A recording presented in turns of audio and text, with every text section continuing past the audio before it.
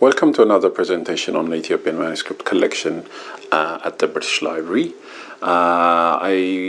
This time I'm focusing on the Magdala manuscript collection. I would also like to thank a lot of you for really great feedback and comments, and some of you have written to me giving me some tips on what softwares to use and how to make this bit more snappy. So I try to give a brief overview of the Magdala manuscript collection. Okay, so some of the background is very interesting as to why do European institutes and libraries have Ethiopian manuscripts. It isn't just one channel, i.e. because of their colonial exploits and relationship with other country. There is also deep-rooted historical reasons and linguistical reasons that go back to even before the medieval period. I would like to cover this on another topic about sort of European interest in collecting manuscripts in general, especially in the case of Ethiopia. But for today, I want to just focus on the manuscripts at the British Library, the Magdala manuscript in particular. So manuscripts collections in European institutes, they've known to reach Europe from Ethiopia as early as the 14th century, maybe earlier. So in Europe, the biggest collections are housed in three important institutes, libraries. One is the Bibliothèque Apostolique, the second is the Bibliothèque Nationale, France, Paris, and the third is the British Library, then the British Museum.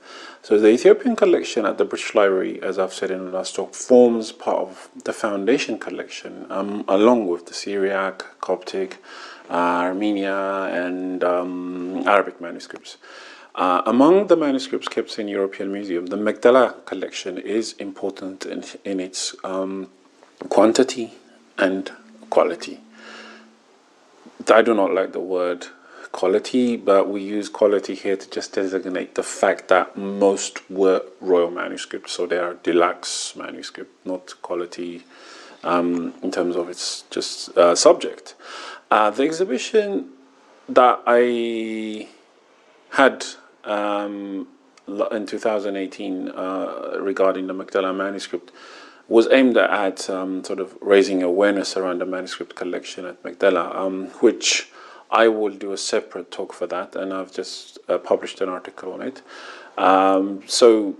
But the collection at the British Library compresses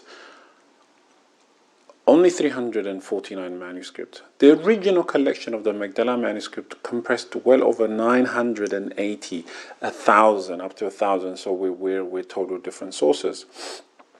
They were first assembled by the Emperor Tewodros, anglicized as Theodore, at the fortress of Magdala, where he was intending to build a church dedicated to Madani, Savior of the world.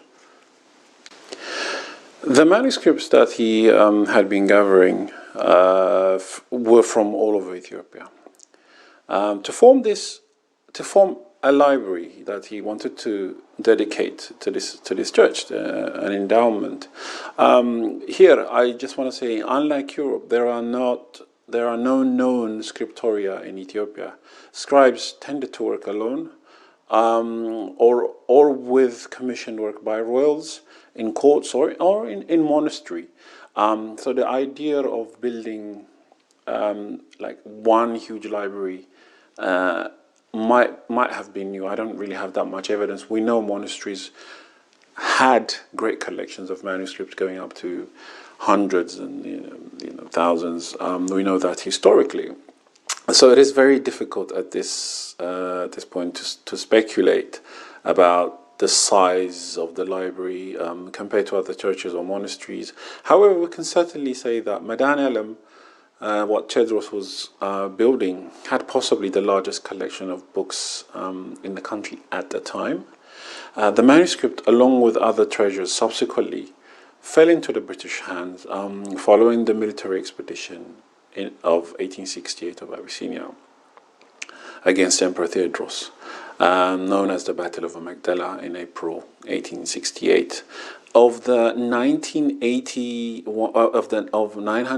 manuscripts that the collection, over 600, we're told over 500 or 600 left Ethiopia. Many were distributed to local churches in Ethiopia, but the 600 left. And this chart here that was published by Pankhurst in 1973 gives an indication as to how the manuscripts and where they are and how it was dispersed. The 349 manuscripts from Magdala that are among the highlights of the British Library's collection. The Ethiopian collection in the library includes well over 600, as we said last time, of which all of them or most of them are written in Ge'ez, that's the Ethiopic classical language, which is a Semitic language, and they were acquired from the mid-18th centuries onward, from military expedition, like the case of Magdala. The early collections that we talked about before were brought in by travelers, and the Church Mission Society, for example, gave a donation of 74 codex. There are also a small number of manuscripts that came from the Indian office. The British Museum's earliest Ethiopic manuscript were acquired in 1753, forming part of the Harleian collection. This is the named collection, named after the first Earl of Oxford, Harley. He had 2 Ethiopian manuscripts that he gave to the library at the start. However, the substantial donation of the manuscript came from the Church Missionary Society. That's the this were a group of missionaries that were in Ethiopia. They collected around 74, which was again donated to the British Museum. Most of the Magdala manuscripts now held in the British Library were given to the British Museum Library by the Secretary of State of India in 1868. They constitute the British Museum's largest and single acquisition of Ethiopian manuscript. They were transferred to the British Library under the terms of the British Libraries Act of 1973, coming into force 1st of July 1973. Thank you very much. At the end of this presentation, I've put a little bibliography together that you can explore. If you want to know more about sort of the campaign of the Magdala, the background, and particularly, of course, the collection of manuscripts, I've also included my article, which was recently published. Once again, thank you very much, and see you soon.